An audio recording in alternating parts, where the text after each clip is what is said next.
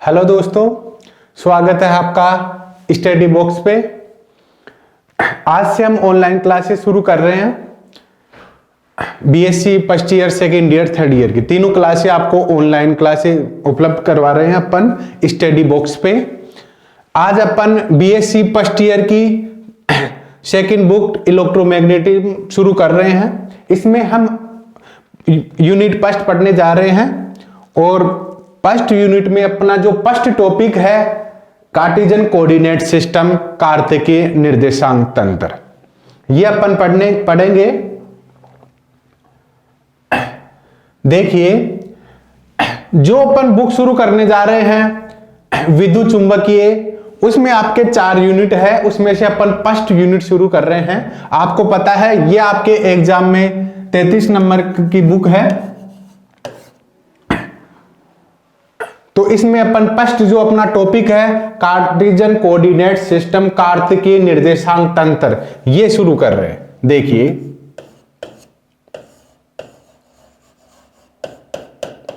Cartesian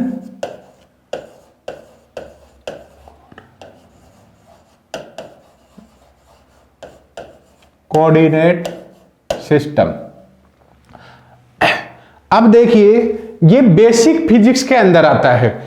इसको पढ़ाने का उद्देश्य अपना मेन एम यही है कि अपन 3 चीजें पढ़ेंगे। First Cartesian coordinate system, second आपका होगा स्फेरिकल कोऑर्डिनेट सिस्टम और थर्ड आपका होगा सिलेंडर कोऑर्डिनेट सिस्टम। 3 सिस्टम पढ़ेंगे। 3 सिस्टम पढ़ने से क्या होगा, आपकी जो फिजिक्स है वो आपको बिल्कुल इजी लगने लगेगी। आपका ऑनलाइन क्लास से चलाने का मकसद हमारा यही है कि आपको हम फिजिक्स जो आप पढ़ रहे हो उसको शॉर्ट टर्म्स में लाना, यानी कि हर बच्चे के समझ में आए।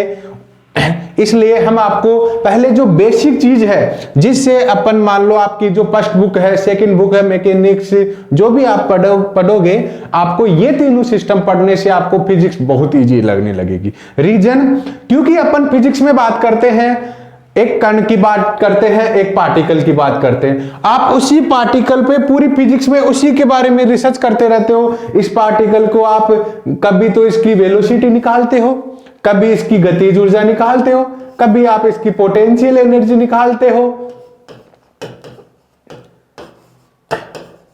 कभी आप बोलते हो ये पार्टिकल अभी इस सिस्टम में था, अब सेकंड सिस्टम में आ गया। ये सब चीजें आप अपन फिजिक्स में इस पार्टिकल के बारे में पढ़ते हैं। फर्स्ट टॉपिक तो ये हो गया। फिर अपन बात करते हैं गोले पे, जिसको आप स्फीयर बोलते हो। ये गोला हो गया। कभी आप बोलते हो कि इसके बाहर इलेक्ट्रिक फील्ड निकाला, जैसे आपने 12th वगैरह में निकाला, यानी कि यहां से ये आपका आर रेडियस का गोला है, स्फीयर है। इसके बाहर आपने कभी यहां पर इलेक्ट्रिक फील्ड निकाला, कभी आपने स्फीयर पे बात की, कभी आपने अंदर बात की। तो वो सब फिर कभी कभी आप क्या करते हो, उसको आप कर देते हो, यानी कि आप जिसको बोलते हो हेमीस्फीयर, कभी आप इसको होलोस्फीयर बना देते हो। ये सब अपन फिजिक्स में बात करते हैं। अगर इनके बारे में अपन कंटेंट जान ले कि बेसिक चीजें क्या है, तो आपको फिजिक्स बहुत इजी लगने लग जाएगी। स्टडी बॉक्स का मेन उद्देश्य यही है, आपको फिजिक्स सीधे सरल शब्दों में समझाना। अब देखिए, अपन अपना पहला सिस्टम शुरू करते हैं, कार्टेशियन कोऑर्डिनेट सिस्टम।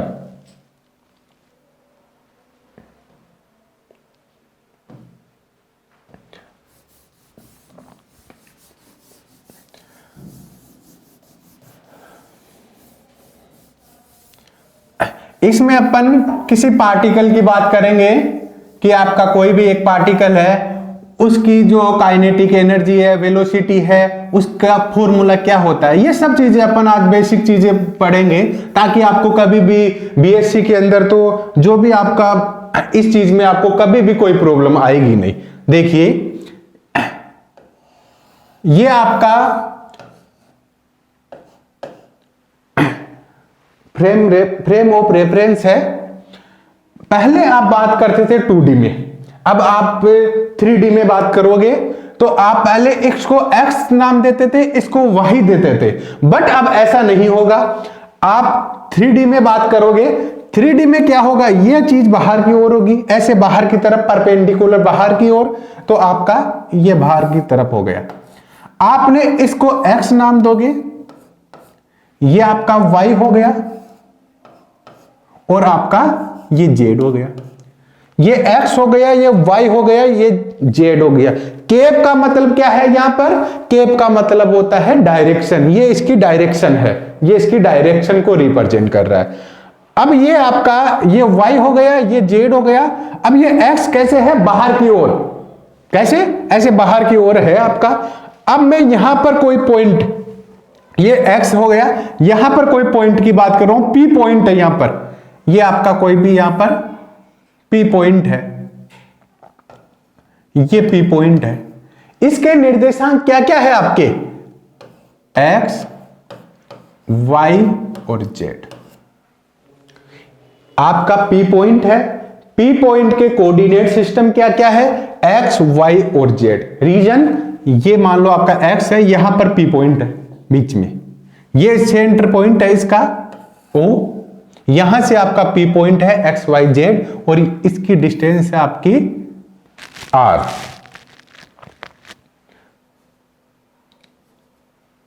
ये R इसकी डिस्टेंस हो गई, ये आर वेक्टर, ये आपका पी पॉइंट है। अब देखिए ये आपका जो पी पॉइंट है, इसमें मैं क्या करता हूं, हल्का सा चेंज करता हूं। चेंज को आप किससे रिप्रेजेंट करते हो? चेंज को आप हमेशा किससे? डिस्प्लेसमेंट से दिखाते हो कि हमने इसका डिस्प्लेसमेंट कर दिया। अब मान लो मैं इसको वाई की ओर चेंज करता हूं, इसमें तो वाई की तरफ चेंज करता हूं, तो आप किससे दिखाओगे इसको? डी वाई से, ये आपका dy हो गया। और डायरेक्शन क्या होगी? y cap. रीजन आप y डायरेक्शन में चेंज कर रहे हो इसमें। अब अगर मैं मान लो ऊपर की तरफ चेंज कर रहा हूं इसमें, तो ये क्या हो जाएगा? dz, dz वेक्टर और डायरेक्शन z कैप, क्योंकि अपन किस तरफ चेंज कर रहे हैं? ऊपर की ओर, z डायरेक्शन में।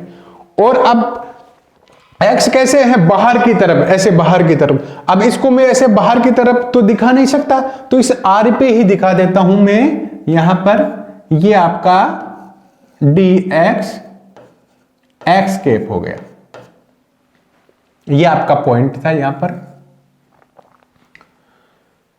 वापिस देखिए, ये x y z निर्देशांक अंतर है 3D में।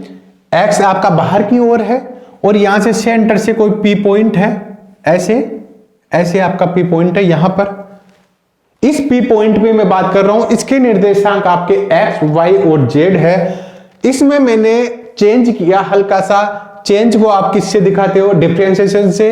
ये मैंने डिफरेंशिएशन कर दिया आपका dx vector x cap, dy vector y cap, dz vector और z कैप। ओके, चलो ठीक है। अब अपन आगे बात करते हैं। जो आपने उस कोऑर्डिनेट सिस्टम में जो चेंज किया आपने, वो का वो यहां पर मैं लिख रहा हूं dr। विस्थापन को आप r से रिप्रेजेंट करते हो, ये आपका dr हो गया, dr वेक्टर। तो इसमें क्या क्या आपने चेंज किया? ये आपका dx, x में क्या चेंज किया आपने? dx, और ये dx x कैप हो गया। फिर आपने क्या चेंज किया? y में चेंज किया। y में क्या चेंज किया आपने? वहां से देखिए dy y कैप। फिर आपने क्या चेंज किया? z में क्या चेंज हुआ? dz और ये z कैप, और सभी के वेक्टर लगा दो। इस चीज को आपको वेक्टर अलजेब्रा भी बोला जाता है। वेक्टर अलजेब्रा भी ये चीज होती है, ये आपके मैथमेटिक्स फिजिक्स है, वहां पर भी बहुत काम में आएगी ये चीज। देखना, ये चीजें आपकी फिजिक्स को बहुत इजी कर देगी, तो इसलिए अच्छे से आप देखो।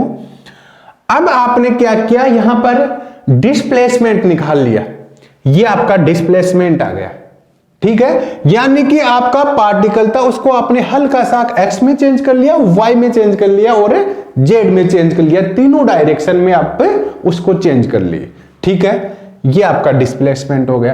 अब अगर आपको कभी भी कोई पार्टिकल है, उसके लिए बोला जाए कि इसका विस्थापन निकालो, ये x y z की आपको तीनों की वैल्यू दी हुई है, आपके पास ये विस्थापन का फॉर्मूला आ गया, ये आप निकाल सकते हो। और आपके पास r वेक्टर क्या हो जाएगा? x आई कैप, या एक्स कैप भी लिख सकते हो आप, वाई कैप भी लिख सकते हो, वाई जे कैप, जेड के कैप। हमेशा आपको एक चीज ध्यान में रखनी है, जब कभी भी कार्टेशियन कोऑर्डिनेट सिस्टम की बात की जाएगी, कार्तिकीय निर्देशांक तंत्र की बात की जाएगी, तो वहां पर आपको 3 चीजों से उसकी पहचान होगी, एक्स, वाई और जेड। जहां कहीं भी कोई भी फंक्शन हो आपका, अगर आपको एक्स, वाई और जेड ये तीनों नजर आ जाए तो आप क्या समझोगे, किसकी बात चल रही है, यहां पर कार्टेशियन कोऑर्डिनेट सिस्टम की बात हो रही है।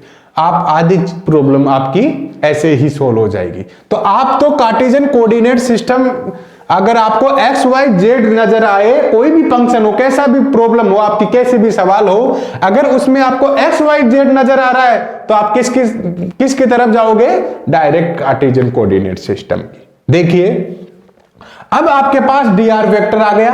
अब आपको पता है वेलोसिटी जो होती है, जिसको आप हिंदी में बोलते हो वेग, उसका फॉर्मूला क्या होता है, विस्थापन बटा समय। यह आपका विस्थापन है। अगर इसको मैं टाइम से डिवाइड कर दूंगा तो आपके पास क्या चीज निकल के आ जाएगी, वेलोसिटी।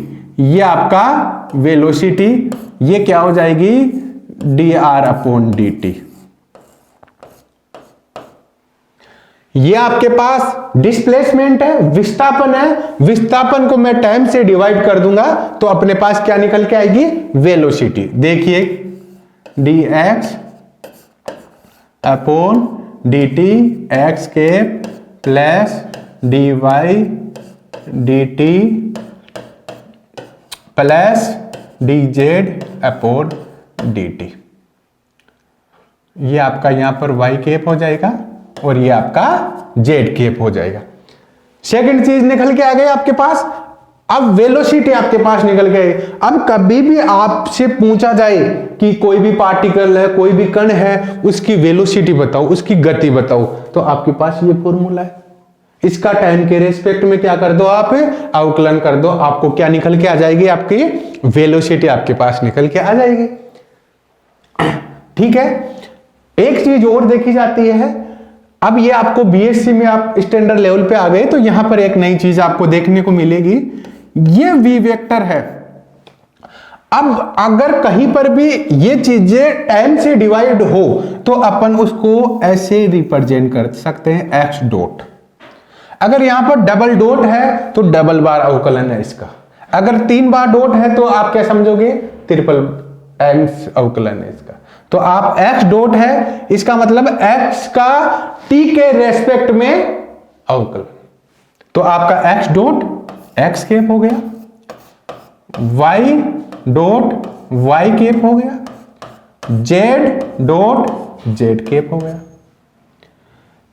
यानी कि मोरल ऑफ स्टोरी, अगर अपन को वेलोसिटी फाइंड आउट करनी है, आपका कोई भी पार्टिकल है, किसी डायरेक्शन में मूव कर रहा है, आपने बोला कि ये पार्टिकल है यहां से वहां जा रहा है, तो आप क्या करोगे, x का, y का और z का, तीनों का, क्योंकि मेन चीज आती है वेलोसिटी में, आप मेन टाइम होगा तो टाइम के रेस्पेक्ट में आप क्या करोगे, उसका अवकलन कर दोगे, आपकी वेलोसिटी निकल के आ जाएगी। 2 चीजें अपनी कंप्लीट हो गई। थर्ड चीज पे आते हैं, काइनेटिक एनर्जी, गतिज ऊर्जा। क्या फॉर्मूला होता है, आप mv², यही होता है। अब इसको अपन आप mv डॉट v ऐसे भी लिख सकते हैं। ओके। अब आपके पास v वेक्टर है, v वेक्टर का डॉट प्रोडक्ट कर दो। डॉट प्रोडक्ट करोगे तो आपके पास क्या आ जाएगा, v², आपके पास वैल्यू निकल के आ जाएगी। देखो सोल्व करते हैं। ये आपका आप mv² है। इसमें आपने क्या किया, ये आप m, ये कांस्टेंट राशि है, मास द्रव्यमान ये कांस्टेंट है, 1/2 कांस्टेंट है, v dot v vector dot v vector. अब इसका क्या करोगे आप, डॉट प्रोडक्ट। डॉट प्रोडक्ट में एक्स केप क्या होता है 1, वाई केप क्या हो जाएगा 1, जेड केप क्या हो जाएगा 1। आप लिख भी सकते हो इसको, आपने लिखा एक्स डॉट वाई, ये आपका फर्स्ट वाला हो गया, ये डॉट प्रोडक्ट है,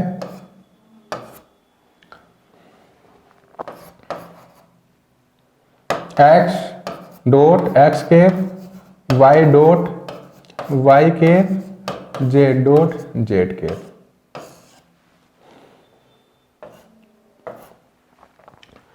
ये आपका वी वेक्टर और ये आपका v vector dot product. Dot product आप जानते हो, आपने अच्छे से पढ़ा हुआ है, तो आपका आप है वी स्क्वायर क्या वैल्यू निकल के आ जाएगी, इसका इसके साथ सेकंड वाले के साथ करोगे वैल्यू क्या आएगी 0, फर्स्ट का थर्ड के साथ करोगे वैल्यू क्या आएगी 0, एक्स का एक्स के साथ 1 आती है, एक्स केप का वाई केप के साथ करोगे तो वैल्यू कितनी आएगी आपकी 0, एक्स केप का जेड केप के साथ करोगे वैल्यू कितनी आएगी 0, सेम के साथ करते हैं तभी वैल्यू 1 आती है। तो आप इसका रिजल्ट आपके पास क्या निकल के आएगा, x dot square plus y dot square plus z dot square. आपकी काइनेटिक एनर्जी निकल के आ गई आपके पास half m x dot square plus y dot square plus z dot square. अब अगर मान लो आपके पास कोई भी फंक्शन है, एग्जांपल कि आपको इधर दिया हुआ है कि फंक्शन है फाई इक्वल टू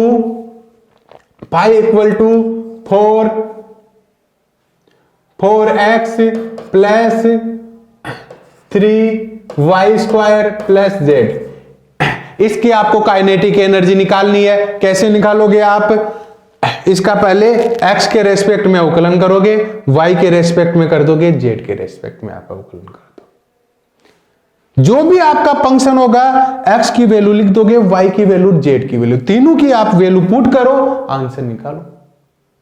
आपको कोई से भी पार्टिकल की बात कर रहा है, आपको काइनेटिक एनर्जी निकालनी है, डायरेक्ट फॉर्मूला लगाओ रिजल्ट। फिर बात करते हैं अपन पोटेंशियल एनर्जी की। पोटेंशियल एनर्जी का जो फॉर्मूला होता है वो होता है mgh। यही होता है, अपन ने पढ़ा हुआ है पहले। ये आपका कोई भी पार्टिकल है ऊपर की तरफ मूव कर रहा है तो आपकी जो पोटेंशियल एनर्जी आती है वो हमेशा पॉजिटिव होगी। तो mg, अगर मान लो h है हाइट तो mgh हो जाएगी। अगर आपका पार्टिकल नीचे की तरफ मूव कर रहा है तो माइनस mgh हो जाएगी। यहां पर आपका पार्टिकल j डायरेक्शन ऊपर की ओर है तो यहां पर पोटेंशियल एनर्जी आपकी क्या निकल के आ जाएगी, mgz। ओके,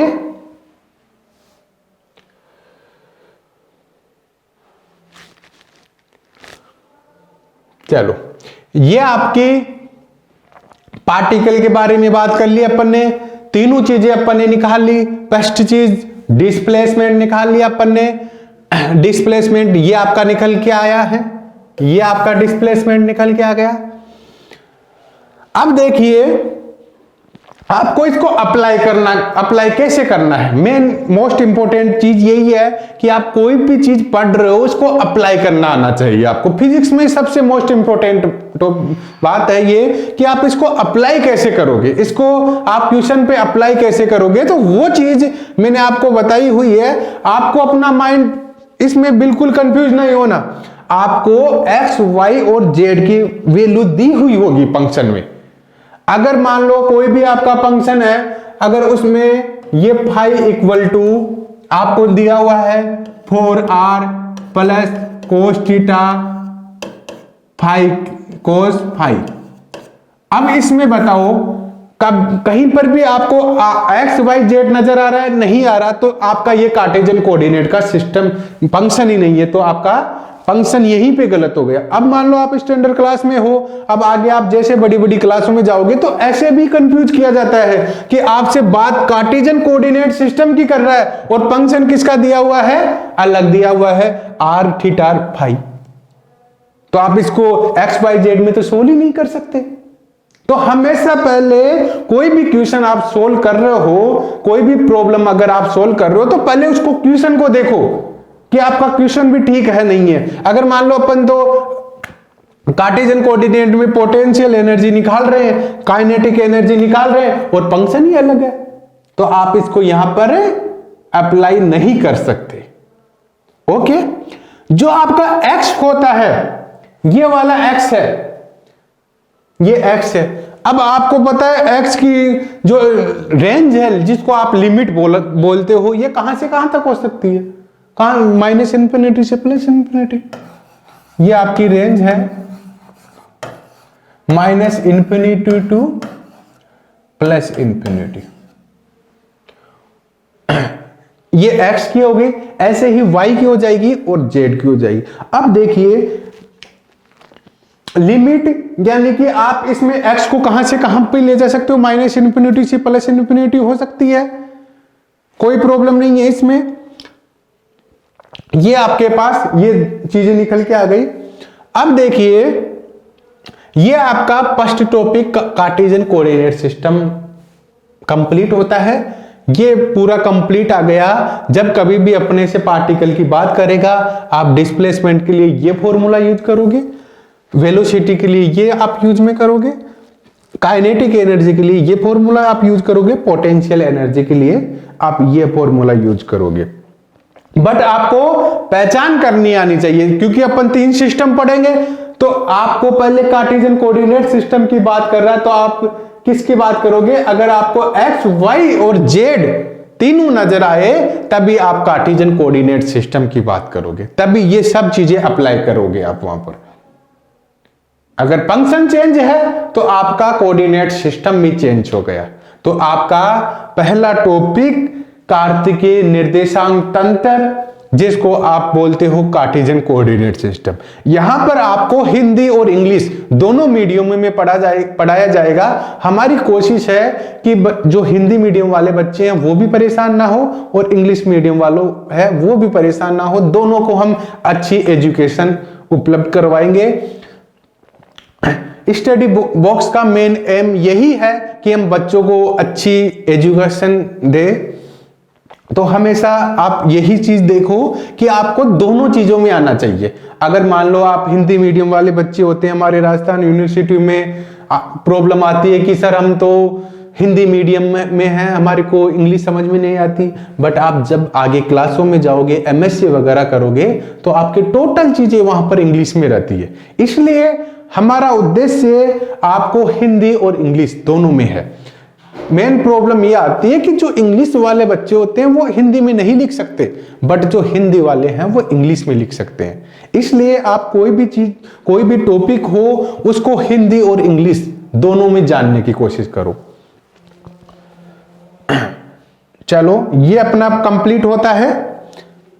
फिर अपन बात करेंगे जो नेक्स्ट आता है उसके बारे में अपन ऐसे ओपन बात करते हैं, बट कल अपन इसके बारे में डिटेल से बात करेंगे। जो दूसरा सिस्टम है आपका वो है स्फेरिकल कोऑर्डिनेट सिस्टम। आपको कहीं कहीं चीजें दिखा देते हैं ताकि मेन यहां से शुरू होती है आपकी फिजिक्स। अब देखो ये आपका x हो गया, ये y हो गया और ये आपका z हो गया। पहले आप क्या करते थे, x इसको देते थे, y इसको देते थे, z। बट अब आपको ऐसा नहीं करना है, हमेशा x इसको देना है, y इसको, z इसको। आगे पता चलेगा क्यों करते हैं अपन ऐसा। अब देखो अपन बात करेंगे अब स्फेरिकल कोऑर्डिनेट सिस्टम, गोलीय निर्देशांक तंत्र। बहुत मोस्ट इंपोर्टेंट चीज है और आपकी बहुत प्रॉब्लम ये सोल्व करेगा। अब अपन यहां पर एक गोले की बात कर रहे हैं, तो अब आप मेरे को एक चीज बताओ, आपने पहले पढ़ा हुआ है कि एक गोला होता है, उसका एरिया क्या होता है, आप बोलते थे 4 पाई r स्क्वायर। आयतन क्या होता है, आप बोलते तो 4/3 पाई आर क्यूब, ये सब चीजें बोलती थी। ये कहां से निकल के आई, आपने 10th 12th में वगैरह में तो वहां पर तो आपको डायरेक्ट याद थी, आपने बोल दिया 4 पाई आर स्क्वायर। आपने फिर जो आयतन होता था, वॉल्यूम होता था, उसको आप बोलते थे 4/3 पाई आर क्यूब। लेकिन ये निकल के कहां से आई, अब आपको पढ़ना पड़ेगा ये सब चीजें। तो ये कहीं कहीं चीजें ऐसी है जो आपको बाहर नहीं मिल सकती। इसलिए स्टडी बॉक्स का मेन उद्देश्य यही है आपको कि छोटी चीजें हम आपको पढ़ा पाए और हर चीज आपको बताए यहां पर। अब देखिए स्फेरिकल कोऑर्डिनेट जो सिस्टम होता है उसमें आप क्या करोगे, ये आपका वही चीज पहले वाली, ये एक्स वाई जेड केप है, ये आपका आर है। अब ये चीज आर है, इसको समझना बहुत इंपॉर्टेंट है, ये चीज है मेन। अब देखिए हमेशा एक चीज ध्यान रखना, मैंने आपको बताई है कि कभी भी किसी भी कोऑर्डिनेट सिस्टम की पहचान किससे करोगे, उसके निर्देशांकों से। आपको पता था कार्टेशियन कोऑर्डिनेट सिस्टम है तो आपने एक्स वाई जेड पे चले गए थे। अब बात कर रहे हैं अपन स्फेरिकल की, तो स्फेरिकल के जो निर्देशांक होते हैं वो होते हैं आर थीटा फाई। अगर आपको आर थीटा फाई कहीं पर भी नजर आ जाए, कोई भी जो फंक्शन हो, अब आपको पहले तो क्वेश्चन में बोला जाता था कि ये चीज आप निकालो, अब आपको क्वेश्चन से चीजें निकालनी है, क्वेश्चन से पता करना है, क्वेश्चन से फाइंड आउट करनी है कि कहना क्या चाह रहा है ये चीज। तो आपको कभी भी अगर आर थीटा फाई नजर आ जाए तो आप क्या समझोगे, इसको किसकी बात कर रहा है, ये स्फेरिकल कोऑर्डिनेट सिस्टम की बात कर रहा है। ये जितने भी आपके स्फेयर की जो भी प्रॉब्लम थी ये सब निकल के आएगी। अभी ये सिस्टम अपन पढ़ते ही आपके पूरी चीजें निकल के आ जाएगी यहां पर। अब देखो ये आपका थीटा है, ये एक्स बाहर की ओर, वाई आगे की तरफ, जेड ऊपर की तरफ, ये आपका थीटा हो गया। अब ये आपका थीटा हो गया तो अब मेरे को एक चीज बताओ, ये आपका क्या होगा, ये वाली लाइन, ऊपर वाली लाइन। देखो हमेशा जब भी आप साइन थीटा कोस थीटा में डिवाइड करो तो हमेशा एक चीज ध्यान रखना, जो थीटा के सामने होता है उसको बोला जाता है साइन थीटा। ये आपका साइन थीटा हो गया, सबसे प्रॉब्लम यहीं पे आती है। तो ये क्या हो गया आपका साइन थीटा, थीटा के सामने वाला साइन थीटा। ये चीज आपको पता है कि जिस पे एंगल बनता है उसको आप क्या बोलते हो, कोस थीटा। कोस थीटा हो गया, जिसके रेस्पेक्ट में आप काम कर रहे हो उससे मल्टीप्लाई कर देते हैं, ये आर से मल्टीप्लाई, ये आर से मल्टीप्लाई। इसके रेस्पेक्ट में अपन काम कर रहे थे, इससे मल्टीप्लाई कर दिया, इससे मल्टीप्लाई। अगर यहां पर आपके अगर दूसरी वैल्यू होती, कोई भी कुछ भी, अगर एक्स वाई जेड कुछ भी वैल्यू होती, उसको आप मल्टीप्लाई कर देते। वापिस देखिए ये थीटा है, थीटा के सामने वाले को आपने बोल दिया साइन थीटा, ये इधर वाला कोस थीटा हो गया और आपने आर से क्या कर दिया, इसको मल्टीप्लाई कर दिया। अब देखिए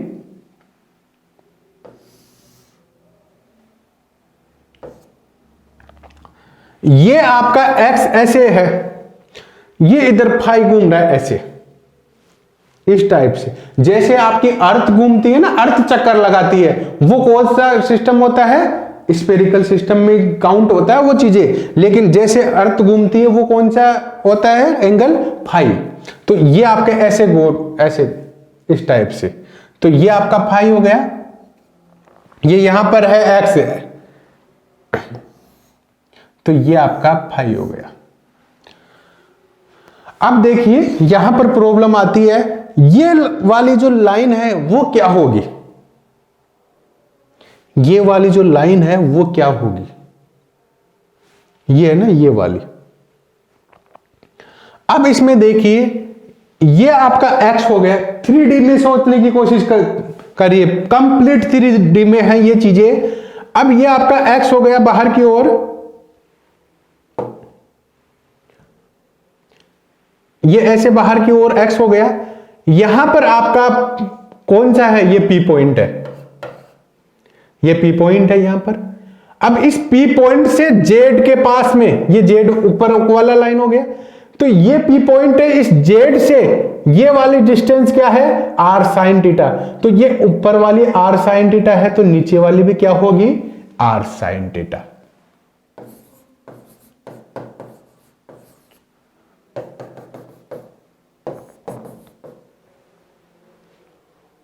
वापिस देखिए, ये x कहां कैसे है, बाहर की ओर, ये P पॉइंट है आपका यहां पर P पॉइंट, इस P पॉइंट से Z की डिस्टेंस है r sin थीटा आपने लिखा हुआ है। तो फिर आपका ये x, ये आपका x है, तो x और y के बीच में जो है r sin थीटा, इन दोनों के बीच में 90 डिग्री का एंगल है। तो ये आपका ऊपर वाला r sin थीटा है, तो नीचे वाला भी क्या होगा, पैरेलल है ये दोनों चीजें। तो ये r sin थीटा है, तो नीचे वाले भी क्या होगी, r sin थीटा। फिर वापस कल पेन का आपको डायग्राम की हेल्प लेके फिर वापस समझाएंगे, लेकिन आपको एक आइडिया दे रहे हैं भाई इस टाइप से ये चीजें होगी। अब ये r sin थीटा है, फिर वो cos थीटा sin थीटा में डिवाइड करना है आपको। ये क्या हो जाएगी, ये वाली लाइन, आपको पता है कभी भी sin थीटा cos थीटा में डिवाइड कर रहे हो, मैंने आपको दो चीजें बताई है, या तो एंगल की हेल्प लो, जिस पे एंगल बन रहा है उसको क्या बोलोगे, cos थीटा, या फिर थीटा के सामने वाले को sin थीटा बोल दिया। अब इसमें एंगल किस पे बन रहा है, इस वाली लाइन पे, तो ये आपकी क्या हो जाएगी, ये cos थीटा, और ये वाली क्या हो जाएगी, sin थीटा। क्लियर? इसको मैंने cos थीटा क्यों बोला, एंगल बन रहा है इस पे, ये cos थीटा है, ये 90 डिग्री में, इसमें आपको कंफ्यूज नहीं होना, ये इस टाइप से है, तो ये cos थीटा हो गई, तो ये sin थीटा हो गई आपकी। तो ये cos थीटा, ये sin थीटा, मल्टीप्लाई किससे करोगे, ये बीच वाले डिस्टेंस, ये r sin थीटा से, ये आपका r sin थीटा, ये आपका r sin थीटा, और ये क्या था, एंगल क्या था, फाई था, तो ये फाई होगा। जो आपका कोण होता है वही आप यहां पर लिखते हो, अगर यहां पर रो होता तो यहां पर रो लिखते आप, अगर एक्स वाई जेड जो भी कुछ होता वही आप एंगल लिखा जाता है यहां पर। तो ये आपका कोस फाई हो गया, ये आपका साइन फाई हो गया, इस डिस्टेंस से आपने दोनों को मल्टीप्लाई कर दिया। आपके पास x की वैल्यू निकल के आ गई, y की वैल्यू निकल के आ गई, z की वैल्यू निकल के आ गई, आपके पास तीनों चीजें निकल के आ गई। x की वैल्यू आपके पास क्या है, r sin theta cos pi, y की वैल्यू आपके पास है r sin theta sin phi, और z की वैल्यू आपके पास है r कोस थीटा।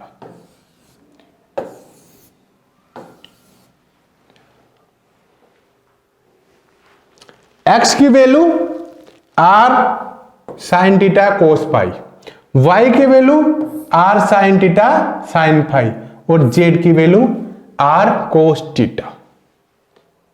अपन ने इससे क्या किया, x, y और z तीनों की वैल्यू अपन ने निकाल ली। ओके, इसमें आपको एक बार आपका ये डायग्राम है, हो सकता है आपको r sin थीटा प्रॉब्लम यहीं पे आती है कि ये r sin थीटा कैसे हुआ, तो एक बार आपको पेन की हेल्प लेके आपको 3D में डायग्राम बना के कल इसके बारे में और अपन डिटेल से बात करेंगे। तो ये चीज आप फिर भी आप माइंड लगाना, 3D में सोचने की कोशिश करना, ये ऊपर वाला r sin थीटा है, नीचे वाला भी क्या होता है, r sin थीटा होता है। ओके, तो इसमें अपना एक काम हो गया, x, y और z तीनों की वैल्यू अपने पास अपन ने निकाल ली। अब x, y, z और तीनों की वैल्यू निकाल ली, फिर अपन क्या करेंगे, इसमें वही आपका r में चेंज करेंगे। क्योंकि इसके निर्देशांक क्या क्या थे, r, थीटा, फाई। वैसे जैसे आपने कार्टेशियन कोऑर्डिनेट सिस्टम में x, y, z में जो चेंज किया, उन्हीं की वजह से सब चीजें निकल के आई, वैसे यहां पर भी आप क्या करोगे, किस में चेंज करोगे, पहले तो आप r में चेंज करोगे, फिर थीटा में चेंज करोगे, और फिर आप फाई में चेंज करोगे। तीनों में अपन चेंज करेंगे और आपके स्फेरिकल कोऑर्डिनेट से संबंधित जो भी प्रॉब्लम होगी, एक स्फेयर में जो भी चीजें आती है, गोले में जो भी चीजें आती है, जो भी प्रॉब्लम बनती है, उनसे जो भी जितने भी क्वेश्चन बनते हैं वो सब अपन सोल्व करेंगे। ठीक है, ये आपके कार्टेशियन कोऑर्डिनेट सिस्टम कंप्लीट हो गया। स्फेरिकल की आपको कहीं इंफॉर्मेशन दी हुई है, ये आपको दी है, तो इसके बारे में अपन कल डिटेल से चर्चा करेंगे, डिटेल से बात करेंगे। और फिर भी आपको अगर इसमें भी कोई भी प्रॉब्लम आती है तो उसके लिए अपन अलग से एक एक्स्ट्रा लाइव क्लास चलाएंगे। उसमें अगर आपको कोई भी प्रॉब्लम आती है तो अपन उसमें बात करेंगे, और आपकी ऐसे अलग से भी कोई डाउट वगैरह हो उसको सोल्व करने के लिए भी अभी कोई ना कोई सॉल्यूशन निकालेंगे। और आप कंटिन्यू स्टडी अपनी जो भी आपको यहाँ पर क्या होगा, स्टडी बॉक्स ज्वाइन करने का आप सबसे बड़ा फायदा आपको यहाँ ये मिलेगा, यहाँ पे टॉपिक वाइज सब चीजें मिलेगी। अब अपन मान लो इलेक्ट्रोमैग्नेटिज्म की बात कर रहे हैं, तो यहाँ पर आपको फर्स्ट यूनिट से, फर्स्ट चैप्टर से हर टॉपिक वाइज चीजें मिलेगी। आप पढ़ तो ऑनलाइन कहीं से सकते हो, बट यहां से पढ़ने का सबसे बड़ा फायदा यह है कि आपको अभी मान लो फर्स्ट यूनिट पढ़ रहे हो तो फर्स्ट यूनिट में फर्स्ट चैप्टर का फर्स्ट टॉपिक, फिर आपको first topic, second topic, third topic आपको राजस्थान बोर्ड के अकॉर्डिंग पढ़ाया जाएगा। और भी जो आपके अलग बोर्ड होते हैं, जो भी आपका जोधपुर, बीकानेर, सब बोर्ड के अकॉर्डिंग आपको बीएससी की क्लासेस चल रही है, और हम चाहते हैं कि बच्चों को अच्छी एजुकेशन दो और उसी के अकॉर्डिंग हम पढ़ाएंगे यहाँ पर। ठीक है, अब हम कल वाली क्लास में मिलेंगे। Okay, thank you.